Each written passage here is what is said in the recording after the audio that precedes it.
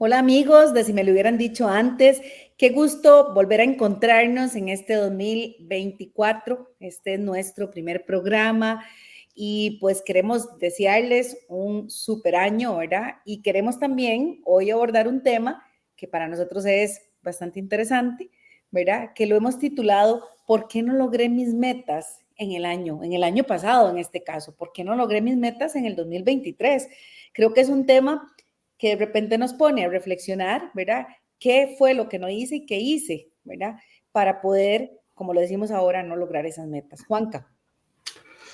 Bueno, igual, muy contento de arrancar de nuevo este año. Les deseamos lo mejor en este 2024. Y este tema bueno, es una idea de Eric y lo ha venido trabajando en su blog. Y él nos proponía y nos gustó mucho a Carla y a mí verlo por tiempos o por fases o por una especie como de ciclo, antes, durante y después. Entonces, un poco la idea, la propuesta es que analicemos las cosas que nos han llevado, que quizás nos hayan alcanzado todas las metas, desde un antes de poner esas metas, un durante la ejecución y un después. Entonces, Eric, si quieres, arrancás y entramos en materia. Perfecto. Igual darles una bienvenida y desearles muchísimos éxitos y muchísimos logros este año. Un poco reflexionando sobre esto, a veces uno dice, bueno, es que no logré todo el plan y hablando muy en términos personales. Yo hacía algunas reflexiones y yo decía, bueno, realmente lo que propuse tenía que ver con mi estilo de vida o realmente fue algo que se me ocurrió y a principio de año dije que me iba a ser chef o iba a aprender a cocinar, pero realmente no me gusta mucho meterme a la cocina, ¿verdad? A veces planteamos cosas que de pronto es un tema más de ocurrencia, ¿verdad? El otro tema es que si lo que planteé de pronto es posible el presupuesto para lograrlo, entonces planteé darle la vuelta al mundo, pero realmente no tengo plata para darle la vuelta al mundo. Entonces, el tema del presupuesto es un tema importante. El tema de los hábitos, Juan Carlos, también me gustaría que vos lo abordes, que es un tema también que lo hemos discutido otras veces, pero que tiene que ver con esta fase.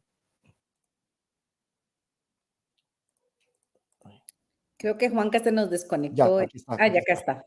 Ok. Ya, aquí Problemas estamos. técnicos. Es por el inicio de año, todavía estamos un poco en vacaciones, creo. Yo hace un año precisamente proponía que en algunos casos, en lugar de metas o como complemento a las metas, hay que pensar en los hábitos. Y yo creo que eso va a hacer mucho sentido cuando hablemos del tema de ejecución o la parte durante. Pero apuntando a lo que decías, Eric, bueno, Eric y yo somos profesores de estrategia, Carla es profesora de administración y esta parte de planeación, pues yo creo que nos gusta mucho. Y yo apuntaría ahí que, sin ponerme muy teórico, a riesgo de sonar muy teórico, en administración usamos una teoría que se llama recursos y capacidades. Entonces, puesto en forma muy fácil es, si cuando yo puse la meta, tenía los recursos y las capacidades, que es lo que está diciendo Eric. Y si no las tenía, ¿qué hice para obtenerlas? Las puedo adquirir, las puedo comprar, las puedo aprender. Entonces, yo pienso que, para complementar esto que está diciendo Eric, esa visión general de, bueno, yo cuando puse las metas y ahora si voy a poner metas para este año, debería asegurarme de que tengo los recursos y las capacidades. Ahorita más adelante podemos hablar de si tengo el hábito y si tengo la disciplina de ejecución, que va mucho con el hábito. Pero en esta primera fase de planificación yo quería agregar eso, de que debería estar seguro de que tengo los recursos y capacidades para que esas metas hagan sentido según lo que Eric está diciendo. Carla, te hago el pase. No, súper bien, Juanca. Yo creo que complementar con esto que estás diciendo, ¿verdad? Recursos y capacidades. De nuevo, no es que nos tienen que coartar el soñar y el proponer cosas, ¿verdad? Que vayan quizá a darnos un salto importante a nivel de empresa o a nivel personal incluso. Pero sí, digamos, ese sueño de hacer algo definitivamente no se puede hacer realidad si no hago este impasse, ¿verdad? De aterrizar y decir, ¿con qué cuento? ¿Verdad? ¿Con qué cuento a nivel de capacidades? ¿Verdad? Internas en la organización, internas en el personal, ¿verdad? Y con qué recursos apoyo esas capacidades. ¿Cómo puedo yo generar, ¿verdad? Ese camino hacia conseguir esa meta, hacia esa consecución, si no he hecho ese inventario de esos recursos, ¿verdad? Esos recursos que van a apoyar esas capacidades que ya tengo. Entonces yo creo que es Juanca, un tema básico a la hora de administrar, ¿verdad? Que no podemos olvidar otra vez de qué soy capaz y con qué cuento para apoyar esa capacidad que tengo, ¿verdad? Tema de presupuesto, tema incluso no solamente de presupuesto, sino a ver, ¿qué me apoya alrededor, ¿verdad? En el entorno para hacer esto, porque de repente también ahora que los escuchaba conversar, digo, ok, tengo recursos y tengo capacidades, pero ¿qué pasa con el entorno también? Puede ser que el entorno, que es un recurso, no me apoye, ¿verdad? Entonces esa visión debe ir más allá incluso de lo que cuento a nivel organizacional. O sea, ese entorno tiene que apoyar también. Yo puedo estar con una decisión muy grande de generar una meta interesante y lo voy a llevar al campo del mercadeo, que es mi campo.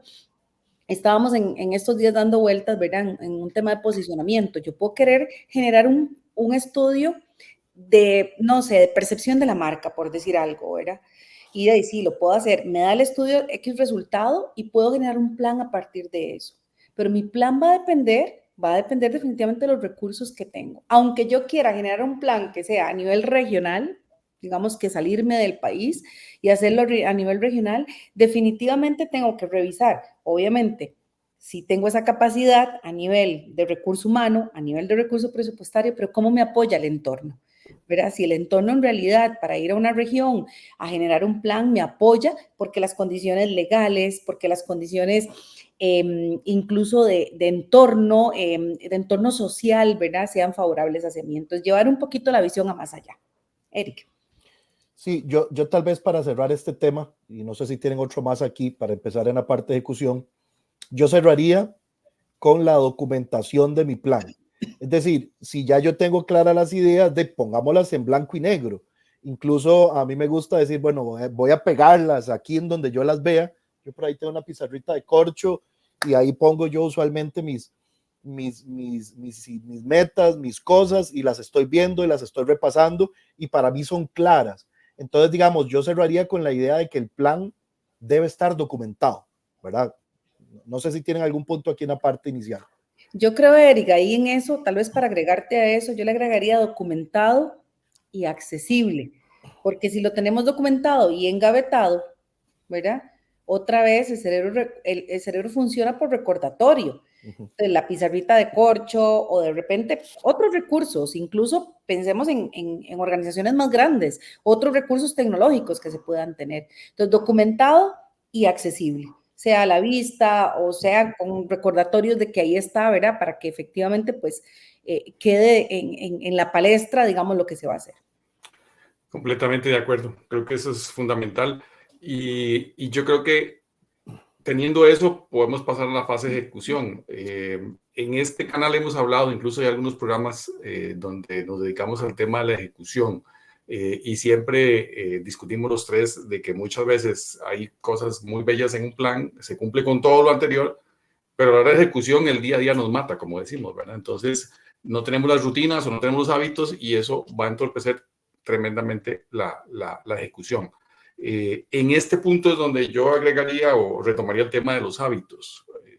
El hábito, dicho de una forma muy sencilla, es algo que hacemos en automático, sin pensarlo mucho, ¿verdad? Personalmente o también organizacionalmente, porque las organizaciones también tienen sus hábitos y sus rutinas. Entonces creo que tratar de trabajar esa disciplina para ir creando hábitos que nos permitan que lo que nos propusimos no sea algo que tengamos que esforzarnos mucho por hacerlo, sino que sea algo que, entre comillas, automáticamente hagamos. Un ejemplo para tal vez cerrar mi participación y tratar de ilustrar esto.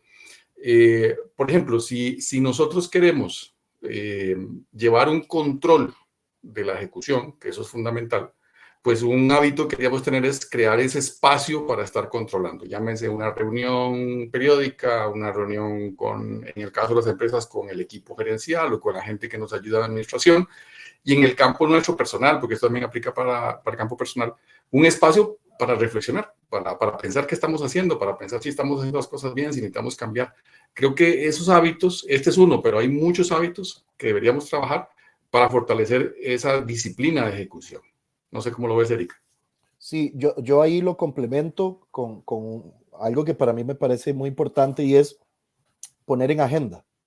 ¿verdad? Juan Carlos y yo tenemos una reunión mensual, él me ayuda a conceptualizar algunas cosas de mi negocio, y siempre cuando terminamos la pregunta de cierre es, ¿y cuándo nos vemos el otro mes? ¿Verdad? Entonces siempre dejamos fijo el tema del seguimiento. Con otros clientes yo agendo mi reunión un día al mes durante 12 meses.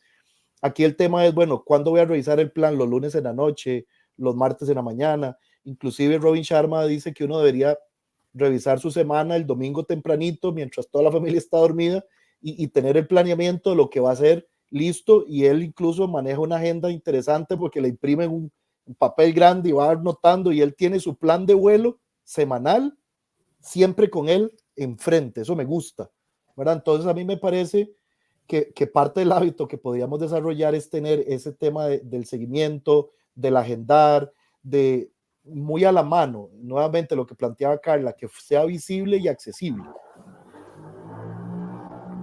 Excelente. Yo complementaría esta parte también con un aspecto que tal vez lo veamos trivial, pero que es importantísimo. Y es como rompo esquemas a la hora de esto que están diciendo ustedes, mira cómo rompo esquemas mentales para ser ágil, porque ahí está el plan. ¿Qué pasa si el control, como decía Juan Carlos, me lleva a un cambio? La agilidad del cambio, eso es importante.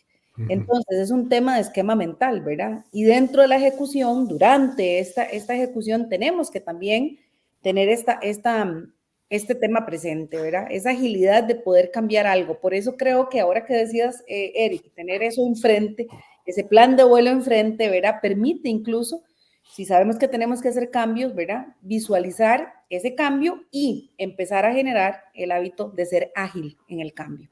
Entonces, durante la ejecución, yo retomaría también esa importancia de ese pequeño detalle.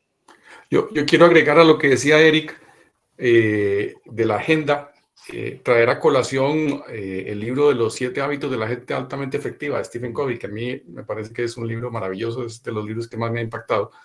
Y de todas las cosas que él propone, hay una que yo siempre trato de tener en mente y de aplicar, y es este concepto de la combinación de actividades urgentes e importantes. Muy rápidamente uno puede hacer una cuadrícula, un cuadrante donde puede tener actividades que son muy importantes y muy urgentes, que son las emergencias, actividades que son no importantes pero urgentes, una llamada, una reunión, algo que te convocan, actividades que no son ni importantes ni urgentes, que son las que queríamos tratar de sacar de la agenda. Y dejo último propósito el cuadrante donde están las actividades que son importantes pero no son urgentes. Y ahí eso lo ligo con lo que dice Carla. Muchas veces esos cambios de hábitos o esos grandes proyectos implican que nosotros nos acostumbremos a poner en agenda esas actividades que quizás no son tan urgentes.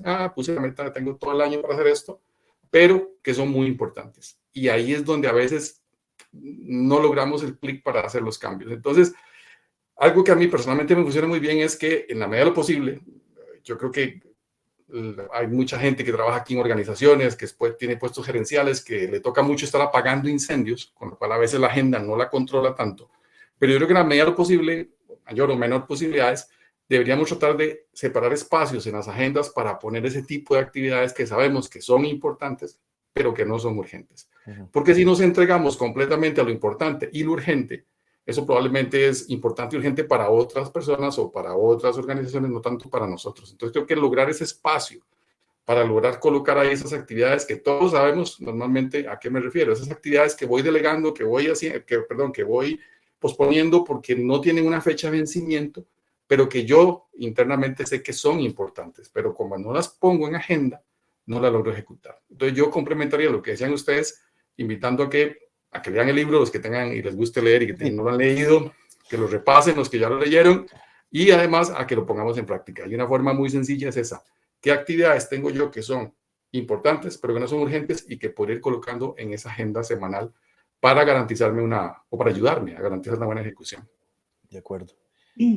Hay un tema que yo quería agregar y es ¿quién es mi equipo? ¿Quién está alrededor mío? ¿Verdad? Si es empresarial, bueno, ¿quién es mi equipo? Pero si es personal, ¿quién está alrededor mío? ¿Verdad?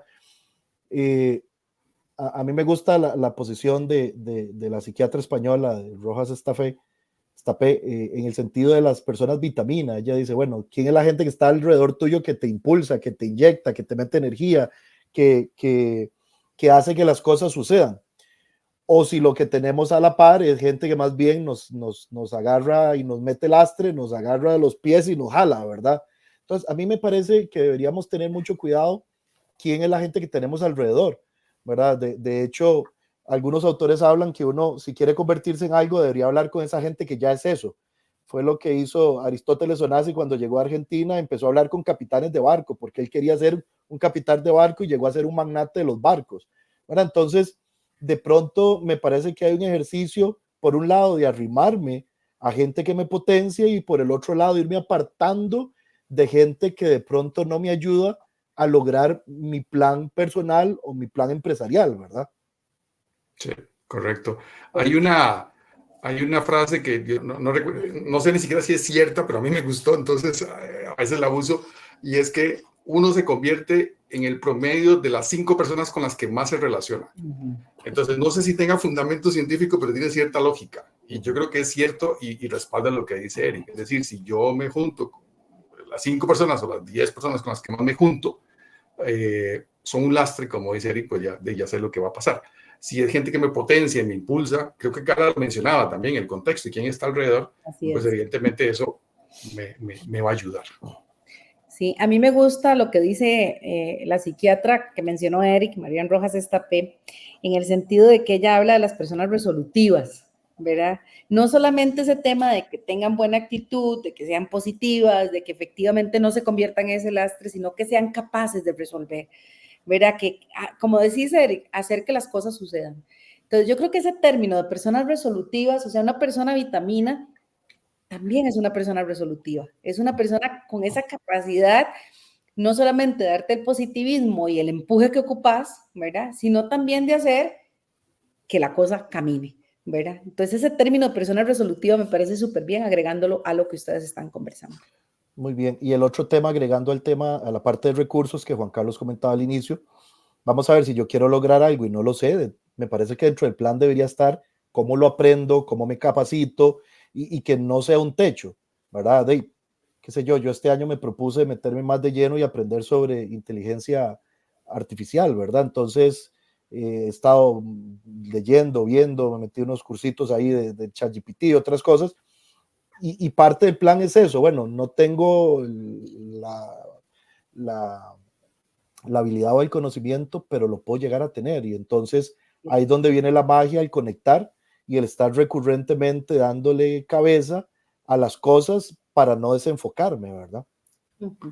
Y cuando no se sabe, preguntar también, ¿verdad? Ahora que Juanca retomaba el libro de Stephen Covey, él habla en el tema de crear sinergias también, y en uno de los hábitos, ¿verdad? Entonces, si no se sabe, pues preguntar lo que estás haciendo, Eric, o sea, buscar, tenerlo ahí de verdad como una meta, lo que querés lograr, y preguntar si no se sabe, y lo ligo con lo que decía Juan Carlos. No sé, si de repente te gusta un tema que es complejo, y voy a poner este ejemplo, a mí toda la vida me ha gustado el coral y la música coral es muy compleja. Yo no estudié música y me parece un recurso lindísimo, un recurso súper bueno para la memoria. Y cuando me meto a investigar sobre la temática y decido meterme a clases, me doy cuenta que es súper complejo, súper complejo para alguien que no haya estudiado música.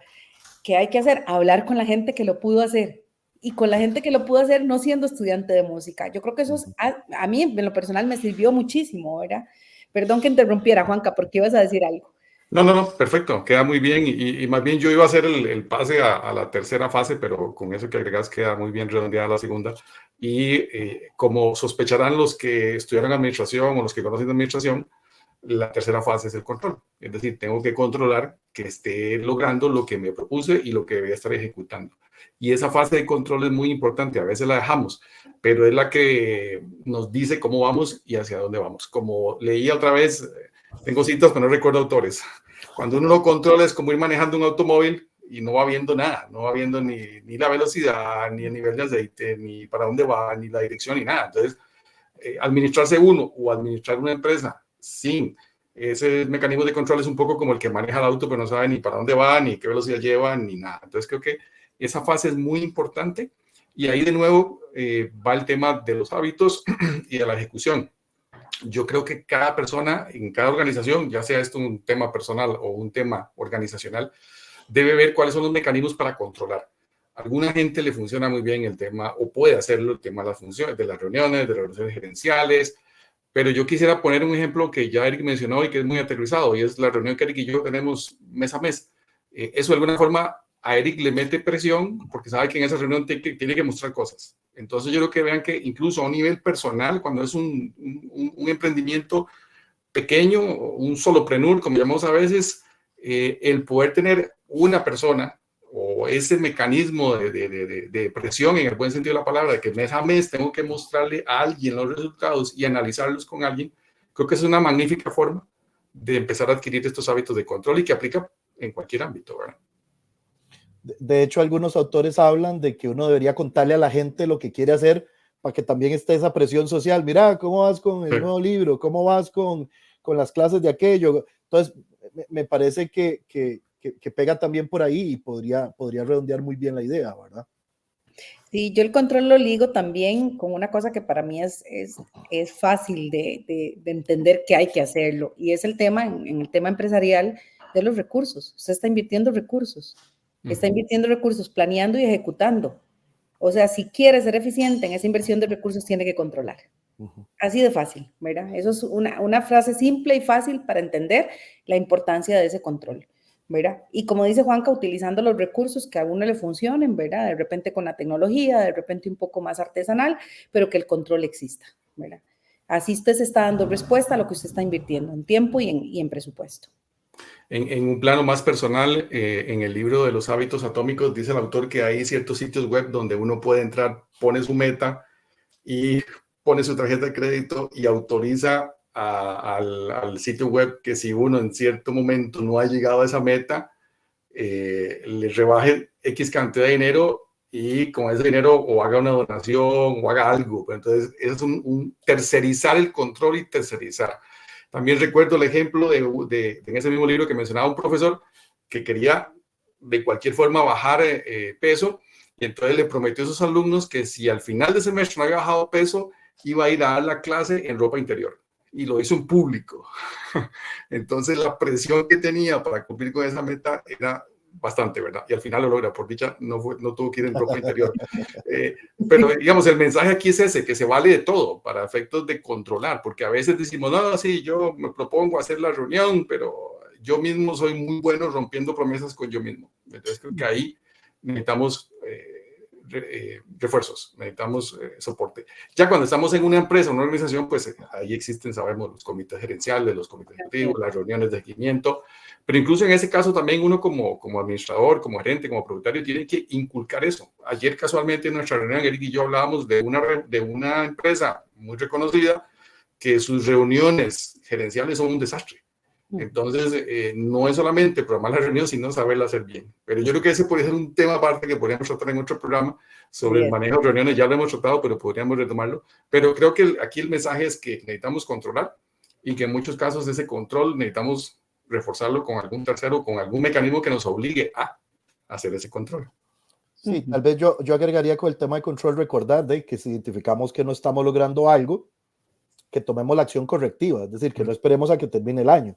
De si de pronto yo me propuse que iba a llevar el curso de inteligencia artificial y no he entrado a Doméstica o a Udemy o cualquiera de estas a hacerlo, decir, bueno, lo voy a agendar y voy a hacerlo, ¿verdad? Entonces, la esencia del control no es flagelarnos, sino antes de que termine el periodo, corregir y lograr las cosas, ¿verdad? Yo creo que ese es un tema que en esencia deberíamos plantearlo por ahí. Yo, en el caso de Eric, primero me aseguraría que el TEC no lo está dando y después entro a ver las otras opciones. Sí, ¿verdad? Es una buena recomendación. Muy bien. No sé si tenemos algo más para ir cerrando. No, de mi parte yo creo que está muy bien, me parece súper lindo el tema. Recordar, tal vez, Eric, nuestro título, ¿verdad? ¿Por qué no logré las metas del 2023? Dimos una ruta de 3 fases, en este caso, ¿verdad? Y de cosas simples, ¿verdad? Sin mucha explicación académica, que la gente puede aplicar. Perfecto. Bueno, ha sido un gusto estar con ustedes. Recordarles que estamos en redes sociales, Facebook, Instagram, YouTube, LinkedIn si me lo hubieran dicho antes, y esperamos que este material les sirva. Que estén muy bien. Hasta luego, que estén bien. Hasta luego.